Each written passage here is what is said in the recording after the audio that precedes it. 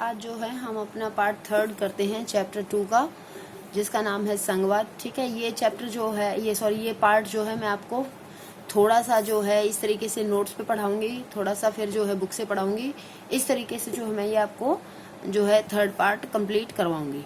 ठीक है, तो सबसे पहले देखो हमारे बुक के अंदर जो है पेज नंबर 20 के ऊपर हेडिंग डाली गई है केंद्र राज्य संबंध। तो उसके बारे में बताऊंगी। देखो, जैसे कि हमने शुरू में ही जो है बात की है कि संघवाद व्यवस्था को और अधिक अच्छे तरीके से, मजबूत तरीके से चलाने के लिए जो है ये बहुत ज़्यादा ज़रूरी है बेटे कि केंद्र और राज्यों के बीच में क्या होने चाहिए, संबंध अच्छे होने चाहिए। केंद्र और राज्यों के बीच में शक्तियों का विभाजन होने के साथ साथ जो है शक्तियों का समन्वय होना चाहिए और केंद्र का प्रभावशाली होना भी आवश्यक है। और इस तरीके से जो है केंद्र और राज्य मिलकर के काम करें कि दोनों ही एक दूसरे के लिए जो है पूरक के रूप में कार्य करें, एक दूसरे का जो है वो देश की भलाई के लिए ज्यादा से ज्यादा काम कर पाए। इस तरीके से मतलब दोनों को मिलकर के काम करना चाहिए। ठीक है, देखो हम बात करते हैं हमारे देश के आज़ाद होने की। हमारा देश आज़ाद हुआ था 1947 में। ठीक है, देश आज़ाद होते ही तुरंत चुनाव नहीं हो गए थे बेटा। आप बच्चों को पता होना चाहिए कि हमारे पहले आम चुनाव जो है 1952 में हुए थे। ठीक है, कई जगह जो है 1951 और 52 लिखा रहता है। तो अगर एक ही फिगर आपको आउट करनी हो, उसमें से चूज करनी हो, तो 1952 है राइट फिगर कि 1952 में जो है हमारे प्रथम आम चुनाव हुए थे। ठीक है, 1952 से लेकर के अगर हम बात करें कि 1966 तक जो है एक ही जो है दल का प्रभुत्व रहा और वो थी हमारी कांग्रेस पार्टी। ठीक है, कांग्रेस पार्टी का राज रहा पूरे देश के ऊपर। उसके बाद जो है चौथे आम चुनाव होते हैं 1967 में और कुछ राज्यों के अंदर जो है कांग्रेस विरोधी सरकार आती है। ठीक है, और लेकिन वो कांग्रेस विरोधी सरकार जो है ज्यादा दिन का सफल नहीं हो पाती है और वो जो कुछ राज्यों के अंदर जो है कांग्रेस विरोधी सरकार आती है। सेंटर के अंदर तो फिर भी जो है केंद्र सरकार ही आती है बेटा, लेकिन कुछ राज्यों के अंदर जो है गठबंधन की सरकारें आती हैं जो कांग्रेस के विरोध में जो कुछ राजनीतिक दल थे जो इकट्ठे होकर के जिन्होंने सरकार का गठन किया था। लेकिन उस समय क्या प्रोसेस था, उस समय जो ये था कि जो राज्य सरकारें थी वो बेटा ज्यादा स्वायत्तता उनको प्राप्त नहीं थी, ज्यादा उनको शक्ति प्रभुत्व उनको ज्यादा अधिकार प्राप्त नहीं थे। वो अपने हर काम के लिए केंद्र पर डिपेंडेंट रहते थे। ठीक है, तो अक्सर क्या होता था कि केंद्र सरकार क्या करती थी उस समय में, जब इस तरीके की जो है ये नए नए दल उभरने लगे थे, तब क्या करती थी कांग्रेस सरकार के कुछ न कुछ जो है संवैधानिक प्रावधानों का दुरुपयोग करके, जैसे जो है हमारे जो है संविधान के अंदर कुछ विशेष आर्टिकल्स हैं जिनके अंतर्गत जो है केंद्र सरकार जो है राज्यों की का जो भी शासन व्यवस्था है उसको भी अपने हाथ में ले सकती है। ठीक है, तो उसके अंतर्गत जो है वो संवैधानिक प्रावधानों का दुरुपयोग करके केंद्र सरकार क्या करती थी, वो राज्य सरकारों की भी जो शासन व्यवस्था थी उसको भी अपने कब्जे में ले लेती थी, उसको भी जो है अपने अंडर कर लेती थी। ठीक है, इस तरीके से करती थी। तो कुल मिलाकर के बेटा टाइम टू टाइम जो है चुनाव होते रहे, लेकिन सभी चुनावों में हम ये कह सकते हैं कि कोई किसी भी राजनीतिक पार्टी को जो है सही तरीके से जब सफलता प्राप्त नहीं हुई तो 1990 में हमारे सामने एक नया विकल्प उभर करके आया जिसको हम गठबंधन के नाम से जानते हैं। ठीक है, तो गठबंधन किसे कहते हैं, ये क्वेश्चन भी आपके एग्जाम में आ सकता है। तो गठबंधन का अर्थ क्या होता है, गठबंधन सरकार किसे कहते हैं। देखो, जब बहुत सारी राजनीतिक पार्टियां चुनाव में भाग लेती हैं लेकिन किसी भी राजनीतिक पार्टी को जब बहुमत नहीं मिलता है तो ऐसी स्थिति में दो या दो से अधिक राजनीतिक पार्टियां मिलकर के जो सरकार बनाती है बेटे, उसे हम गठबंधन सरकार कहते हैं। ठीक है, तो अभी तो जो है बाद में धीरे धीरे क्या होने लगा कि 1990 के बाद जो है गठबंधन सरकारों का कॉन्सेप्ट और भी ज्यादा तेजी से फैला और जो राष्ट्रीय पार्टियां थी उन्होंने क्षेत्रीय पार्टियों के साथ मिलकर के चुनाव सरकार बनाने का काम करना शुरू किया। ठीक है, तो गठबंधन सरकार जो है उसके बाद एक इस तरीके की स्थिति पैदा हो गई थी कि जो सत्ता है उसमें साझेदारी जो थी वो पहले से भी ज्यादा बढ़ गई थी। ठीक है, अब केंद्र सरकार राज्य सरकारों के साथ मिल करके अब सरकार बनाने का काम करने लगी थी, यानी कि जो राज्य सरकारें थी बेटे उसको पहले से ज्यादा पावर मिल गई थी। अब अगर मान लो केंद्र और राज्य सरकार दोनों मिलकर के सरकार बना रही है तो ऐसे में केंद्र सरकार जो है कोई अनुचित तरीका अपना करके, कोई संवैधानिक प्रावधान का जो है उपाय अपना करके भी जो है वो सरकार को गिराने का काम नहीं करती थी और इस तरीके से काम किया जाता था। ठीक है, तो ये तो हुई सेंटर और स्टेट की बात। लेकिन आपको जो है एक और कॉन्सेप्ट है हमारी बुक के अंदर जो दिया गया है, जो सेंटर और स्टेट के बाद उभर करके आया था, वो था भारत में विकेंद्रीकरण। कि भारत के अंदर जो है शक्तियों का विभाजन दो स्तर पर तो किया ही गया था, केंद्र और राज्य। ठीक है, तो ये विकेंद्रीकरण जो है बेटा, ये विकेंद्रीकरण जो है ये 2 स्तर पर था पहले। तो कौन कौन सा, जो पहले तो केंद्र स्तर पर और दूसरा राज्य स्तर पर, ठीक है। लेकिन अब एक तीसरे स्तर पर और आया जिसको हम स्थानीय स्वशासन के नाम से जानते हैं, ठीक है। स्थानीय स्वशासन का अर्थ होता है लोकल, जो है लोकल गवर्नमेंट, ठीक है। तो लोकल गवर्नमेंट 2 स्तर पर काम करती हैं। पहली तो ग्राम पंचायत लेवल पर, ठीक है, और दूसरी जो है ग्राम पंचायत नहीं, पहली तो है ग्रामीण स्तर पर और दूसरी है बेटा नगरीय स्तर पर, ठीक है। तो इस तरीके से 2 स्तर पर काम करती है सरकारें, ग्रामीण स्तर पर और नगरीय स्तर पर, ठीक है। तो जो ग्राम पंचायत हैं वो इसका, जैसे ग्रामीण स्तर पर जो काम करती हैं उसमें भी 3 स्टेप्स हैं, ठीक है।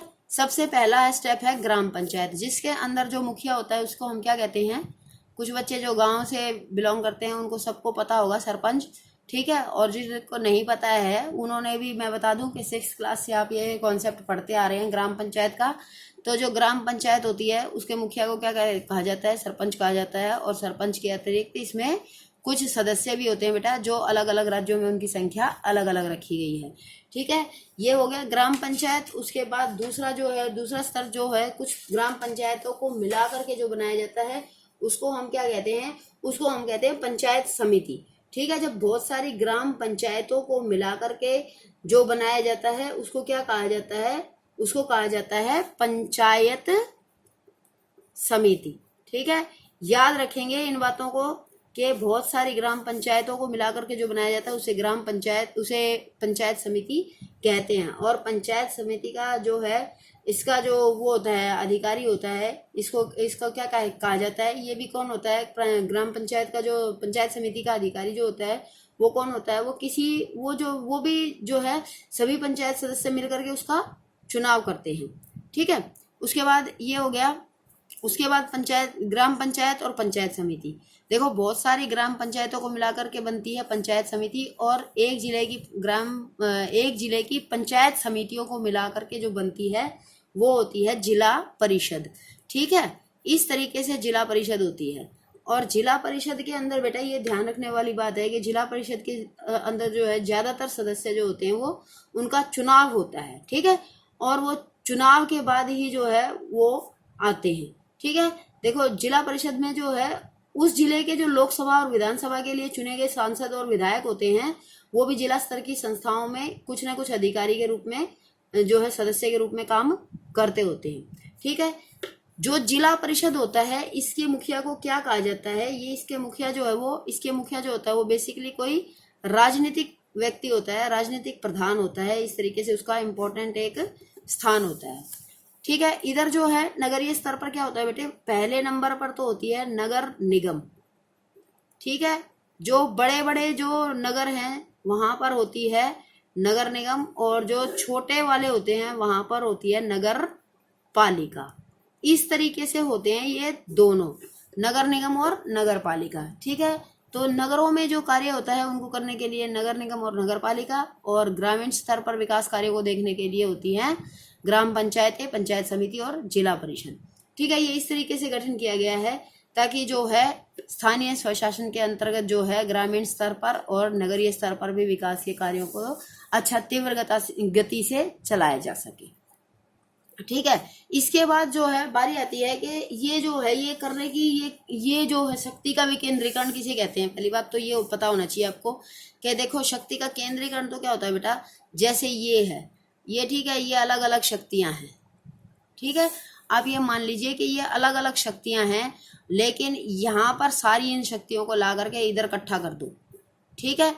ये हो गया कि भाई इन सब को कुछ नहीं करना है, ये सब जीरो हैं, सारी पावर किसके पास है, इसके पास है, जिसे हम सेंटर कहते हैं, ठीक है। तो ये सेंटर के पास सारी पावर है, तो ये हो गया सेंट्रलाइजेशन, यानी कि केंद्रीकरण, शक्ति का केंद्रीकरण। अगर मान लीजिए ये जो केंद्र है, जैसे ये केंद्र है, ठीक है, इस केंद्र के पास बहुत सारी पावर्स हैं, लेकिन इसने अपनी पावर को क्या कर दिया, चारों तरफ बांट दिया है, औरों को भी दे दिया है, ठीक है। तो ये क्या हो गया, विकेंद्रीकरण। यानी कि शक्तियों को दूसरों को देना, जिससे ये भी एक अलग बंदा है, ये भी एक अलग संस्था है, ये एक अलग संस्था है, ये एक अलग संस्था है, ये अलग एक व्यक्ति हैं, ये अलग हैं। तो ये सब भी क्या कर रहे हैं, ये भी किसी न किसी तरीके से ये सब भी पावरफुल हैं, इनके पास भी शक्ति का कुछ भाग है। तो भारत में जो है शक्ति का विकेंद्रीकरण किया गया बेटे, जिसके अंतर्गत केंद्र सरकार, राज्य सरकार और स्थानीय स्वशासन का कॉन्सेप्ट रखा गया है। ये कब से जो है स्टार्ट हुआ, देखो इसमें एक और खास बात बताते हैं कि इनके अंतर्गत जो है ना 36 लाख से भी ज्यादा लोगों का चुनाव जो है होता है। ठीक है, 36 लाख से भी ज्यादा लोगों का चुनाव होता है। इनको जो है, इनमें जो अपॉइंट होते हैं लोग, जो इनके अंदर काम करते हैं, इनके लिए जो खड़े होते हैं पूरे इंडिया में, वो 36 लाख से भी ज्यादा लोग होते हैं जिनका चुनाव किया जाता है। ठीक है, अब ये दोनों जो स्तर हैं ये किस तरीके से जो है अस्तित्व में आए, इसके बारे में बात करेंगे हम। ठीक है, अब हम थोड़ा सा आपको बुकिश लैंग्वेज में मैं आपको समझा दूं, ताकि आपको क्वेश्चन आंसर याद करने में बेटे आसानी हो जाएगी। आपको ऐसे ही क्वेश्चन याद करना है जैसे आपकी बुक में दिया हुआ है। ठीक है, कि वास्तविक विकेंद्रीकरण की दिशा में एक बड़ा कदम कब उठाया गया था, 1992 में। 1992 में क्या किया गया था बेटे, 1992 में जो है संविधान में संशोधन करके लोकतांत्रिक शासन व्यवस्था के तीसरे स्तर को ज्यादा शक्तिशाली और प्रभावशाली बनाया गया। इसके अंतर्गत क्या रखा गया, नंबर 1 स्थानीय, यहाँ पर हम दोनों की बातें कर रहे हैं बेटे, दोनों कौन सी, जो जो ग्रामीण सरकार है, ग्रामीण स्तर की वो हैं संस्थाएं हैं उसकी भी, और जो नगरीय स्तर की हैं उनकी भी, दोनों की बात करेंगे यहाँ पर। ठीक है, अब स्थानीय स्वशासी निकायों के चुनाव नियमित रूप से कराना संवैधानिक बाध्यता है। संवैधानिक बाध्यता का मतलब होता है कंपलसरी, कि हर 5 साल में जो है इनके चुनाव करवाने कंपलसरी रहेंगे। ठीक है, नंबर 2 देखो, निर्वाचित स्वशासी निकायों के सदस्य तथा पदाधिकारियों के पदों में अनुसूचित जातियों, अनुसूचित जनजातियों और पिछड़ी जातियों के लिए, यानी कि SC STs और OBC। ठीक है, SC का मतलब होता है शेड्यूल कास्ट, ST का मतलब होता है शेड्यूल ट्राइब्स, और जो जंगलों में रहने वाले लोग हैं, ठीक है, जो पिछड़ी जाति के लोग हैं, और उसके बाद जो है अदर जो OBCs जो हैं, जो अदर बैकवर्ड क्लासेस हैं, उन सब के लिए जो है स्पेशली जो है इनके अंदर ग्राम पंचायतों में और नगर निगम, नगर पालिका के अंदर जो है सीटें आरक्षित की गई हैं। क्यों, क्योंकि बेटे ताकि जो है इस वर्ग के लोगों को भी पूरी तरह से जो है अपनी बात कहने का मौका मिल सके, और वो अपने प्रतिनिधि के माध्यम से अपनी आवश्यकताओं की पूर्ति करवा सकें स्थानीय स्तर पर। तीसरा पॉइंट क्या है बेटा, कम से कम 1/3 पद, यानी कि 1/3 पद।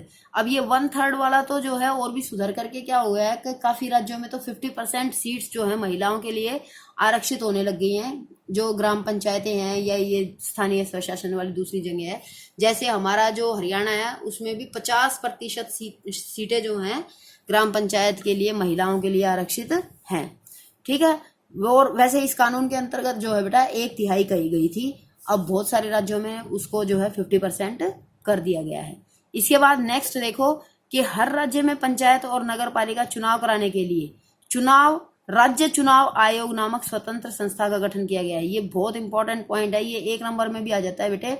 जैसे क्या होता है कि पंचायतों का और नगर पालिका का चुनाव किसके द्वारा किया जाता है, एक तो हमारा होता है मुख्य चुनाव आयोग, ठीक है, जो विधानसभा, लोकसभा और राज्यसभा के चुनाव करवाता है।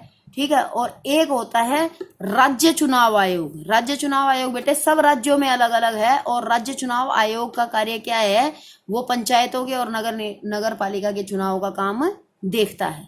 ठीक है, तो ये इंपॉर्टेंट, वेरी इंपॉर्टेंट आपका पॉइंट है।